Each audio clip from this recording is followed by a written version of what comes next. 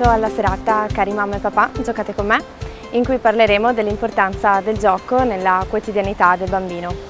Insieme vedremo quali tipologie di gioco il bambino manifesta a seconda della fascia d'età. Vedremo quindi quali oggetti, quali giocattoli utilizzare con il piccolo, ma soprattutto quali attenzioni, quali gesti, quali accortezze avere nei suoi confronti. Alla fine il gioco non è un semplice passatempo del bambino, ma è un'occasione in cui egli cresce, si sperimenta e soprattutto sviluppa quelle abilità, che siano motorie, linguistiche, cognitive, socio-relazionali, che aiutano appunto a incrementare lo sviluppo psicomotorio. Vi invito quindi martedì 9 ottobre alle 20:45 presso il Centro della Famiglia.